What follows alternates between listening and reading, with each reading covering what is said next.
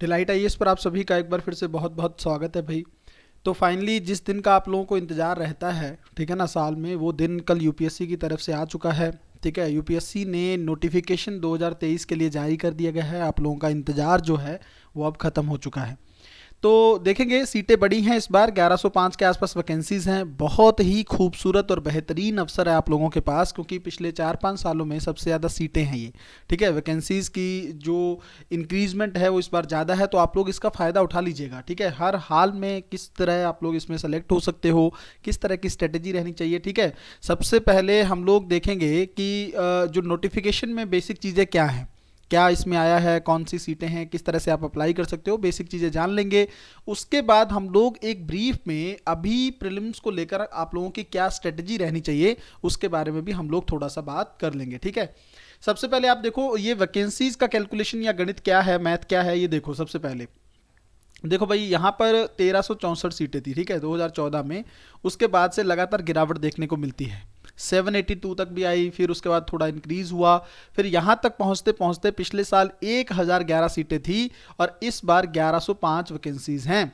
तो ये एक अच्छी खुशखबरी है आप लोगों के लिए, कहीं ना कहीं पर खुशी की बात है कि आप लोगों की संभावनाएं जो हैं वो बढ़ जाती हैं। देखिए, यहाँ पर एक चीज़ समझ लो कि सीटें इंक्रीज होने से फ़ायदा क्या होता है, क्योंकि देखो आप लोग खुश तो होते हैं इस चीज़ से कि 1105 सीटें हैं, बढ़ गई। इसका फ़ायदा क्या है?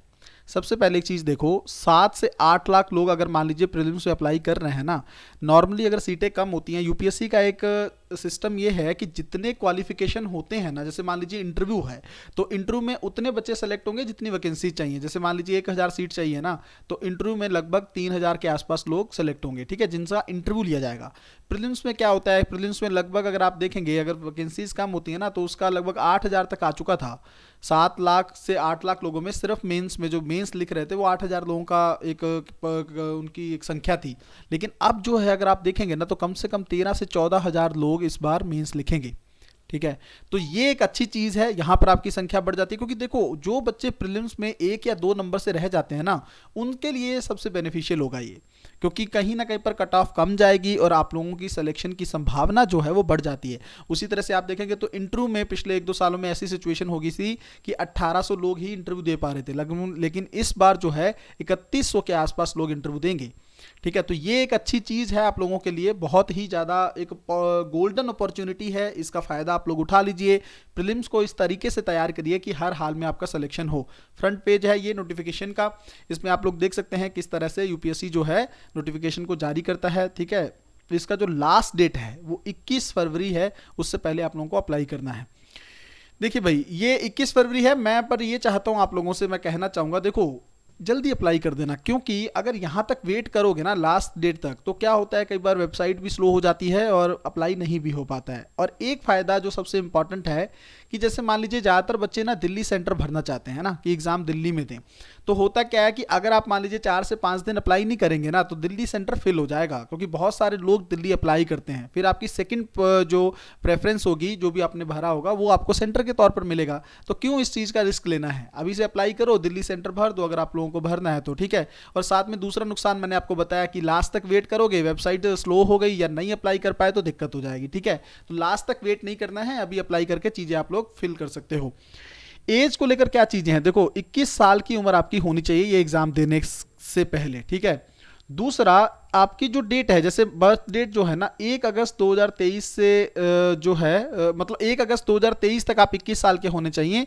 दूसरा, आपकी जो बर्थ डेट है वो 2 अगस्त 1991 से पहले की नहीं होनी चाहिए, और जो आपका लेटर है, जो मतलब 1 अगस्त 2002 के बाद से नहीं होनी चाहिए। जो बर्थ डेट है आपकी, इसके बीच आप लोगों का जन्म होना चाहिए। ये जनरल कैटेगरी के लिए है। ठीक है, और अगर आप ओबीसी में देखेंगे तो 3 साल का लगभग मुझे लगता है बेनिफिट है इसमें, और एससी के लिए 5 साल का बेनिफिट है एज में जो छूट दी गई है आप लोगों को। ठीक है, आप 35 तक ओबीसी वाले दे सकते हैं और उसके बाद ये लोग भी दे सकते हैं। तो इनका आप लोग देख लीजिएगा अपनी कैटेगरी के अकॉर्डिंग आप लोगों की किस दायरा, एज का दायरा क्या है। दूसरा, मिनिमम एजुकेशन क्वालिफिकेशन क्या चाहिए, देखो ग्रेजुएशन की डिग्री होनी चाहिए आप लोगों के पास। ठीक है, स्नातक को। एक कंफ्यूजन इसमें लेकर बच्चे लगातार कमेंट भी करते रहते हैं, डाउट उसको दूर कर देता हूं मैं यहाँ पे। देखो, आप में से बहुत सारे बच्चे पूछते हैं कि सर अगर मान लीजिए हम फाइनल ईयर में हैं, है ना, अभी हमारा रिजल्ट नहीं आया, तो क्या हम यूपीएससी प्रीलिम्स के लिए अप्लाई कर सकते हैं? यूपीएससी क्या कहता है इस मामले में? यूपीएससी का ये पक्ष है कि देखो, जो आपका मेंस होगा ना, उस टाइम पे एक फॉर्म फिल करवाया जाता है आपसे, जिसको बोलते हैं डिटेल एप्लीकेशन फॉर्म। ये जब आप फिल करोगे उस टाइम तक आपके पास में फाइनल ईयर की मार्कशीट होनी चाहिए। अगर तब तक आ जाएगी तो आप अप्लाई कर दो, कोई दिक्कत नहीं है अगर आपका रिजल्ट नहीं आया है। बट अगर आप देखेंगे, जैसे मान लीजिए मई में एग्जाम है ना, तो जून के लास्ट तक अगर मान लो 20 दिन में रिजल्ट आता है, उसके 15-20 दिन बाद फॉर्म फिल होना शुरू हो जाता है। तो जून के मिड तक आपके पास, जून 15 तक आप लोगों के पास मार्कशीट होनी चाहिए, ताकि डिटेल एप्लीकेशन फॉर्म अगर आप फिल करो तो आप वहां पर अपनी मार्कशीट का फाइनल सैंपल दिखा सको। चीज क्लियर हो गई यहाँ पर? ये वाला डाउट भी। आगे चलते हैं। अटेम्प्ट्स कितने हैं भाई? देखो, जो ओबीसी कैटेगरी है इसको 9 अटेम्प्ट हैं, एससी एसटी को अनलिमिटेड अटेम्प्ट होते हैं, आपको पता ही है। ये जो आपका देखेंगे जो डिसेबल कैटेगरी है, इसको लेकर 9 अटेम्प्ट है ना, तो ये लोग आप लोग अपने अकॉर्डिंग देख लेंगे। दूसरा, फीस क्या है? 100 रुपये आपके एग्जामिनेशन की फीस है। अगर मान लीजिए फॉर्म में कुछ गलती हो जाती है आप लोगों से, हालांकि उसमें भी चेंज करने का, करेक्शन का एक ऑप्शन दे रखा है यूपीएससी ने, बट जनरली मैं ये सजेस्ट करूंगा कि आप फॉर्म दोबारा फिल कर दीजिए, क्योंकि यूपीएससी आपका सेकंड टाइम जो भरा हुआ फॉर्म है ना, उसको एक्सेप्ट करेगी, और आपकी फीस ज़्यादा नहीं है, 100 रुपये की तो फीस है, तो आपको दिक्कत नहीं होगी।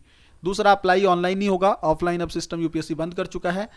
ऑनलाइन आप अप्लाई करेंगे। ओटीआर का प्रोफाइल मतलब ये होता है वन टाइम रजिस्ट्रेशन, एक बार आप रजिस्ट्रेशन करके अपनी डिटेल फिल करके यूपीएससी में छोड़ दीजिए, फिर जितने भी फॉर्म आएंगे आप वहीं से उसका इस्तेमाल करके फॉर्म फिल कर सकते हैं। ठीक है, इसका लेकर इसी बार किया गया है ये चीजें। दूसरा, लास्ट डेट मैंने बता दी है, इससे पहले आप लोग फिल कर दीजिए। और साथ में अगर मान लीजिए आपका कोई दिक्कत है, जैसे मान लीजिए फॉर्म फिल हो गया, गलती हो गई है, किसी भी तरह का सर्टिफिकेट को लेकर इशू है, तो यूपीएससी ने ये हेल्पलाइन नंबर 3-4 दे रखे हैं, इस पे आप लोग यूपीएससी से बात कर सकते हो, अपनी दिक्कत बता सकते हो। यूपीएससी से कोऑपरेटिव बॉडी भारत में कोई नहीं है। ठीक है, इन सब मामलों में यूपीएससी बहुत ज़्यादा कोऑपरेट करती है। तो डॉक्यूमेंट की वजह से आपका एग्जाम जो है या आपका सिलेक्शन नहीं होगा, ये नहीं हो पाएगा। आपको सिर्फ और सिर्फ पढ़ाई करनी है और एग्जाम में क्लियर करना है। ठीक है, अब यहाँ पर देखते हैं प्रीलिम्स को लेकर आपकी क्या स्ट्रेटेजी रहनी चाहिए। जल्दी से ब्रीफ में चीज़ें डिस्कस करेंगे। देखो, GS1 का पेपर होता है, GS2 का, इसको CSET का पेपर भी कहते हैं। इसके अंदर क्या कहानी है, फोकस किस पे करना है? देखो, पॉलिटी 3 से 4 सब्जेक्ट हैं, उस पर फोकस कर लीजिए। ठीक है, polity, history, economy, environment plus आपका करंट अफेयर। अब देखिए, लगभग इसमें आप देखेंगे तो 15 से 16 क्वेश्चन आ रहे हैं। हिस्ट्री में अगर आप देखेंगे टोटल तो 20 के आसपास का क्वेश्चन इसका रेंज रह रहा है। इकोनॉमी में भी 18 से 20 क्वेश्चन आ रहे हैं।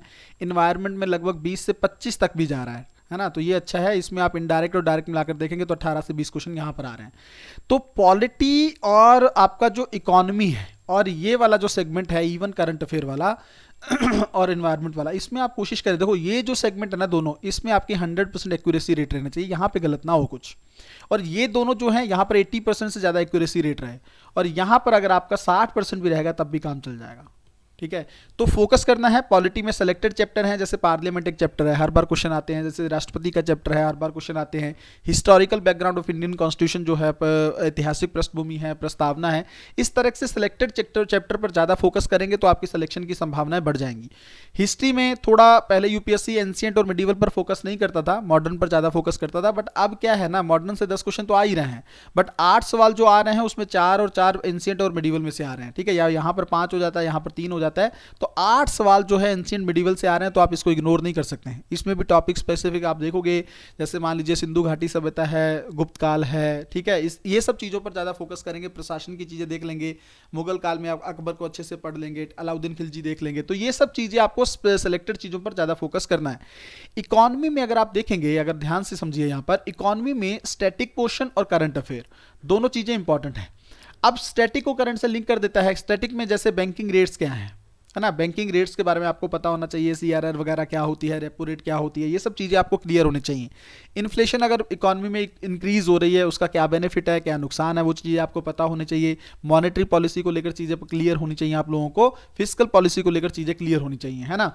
उसके अलावा अगर आप यहाँ पर देखेंगे, जैसे RBI है, तो RBI से रिलेटेड, क्योंकि एक तो स्ट्रक्चर तो पता होना ही चाहिए, क्या होता है RBI का स्ट्रक्चर किस तरह से। उसके अलावा RBI कौन कौन सी चीज़ें करता रहता है, कौन कौन से स्टेप लेता रहता है। ठीक है, जैसे आपको पता है कई बार RBI रेगुलेशन के पॉइंट ऑफ व्यू से चीज़ें स्ट्रिक्ट करता रहता है, कोई स्कीम लाता रहता है, तो वो यूपीएससी का फेवरेट एरिया रहता है।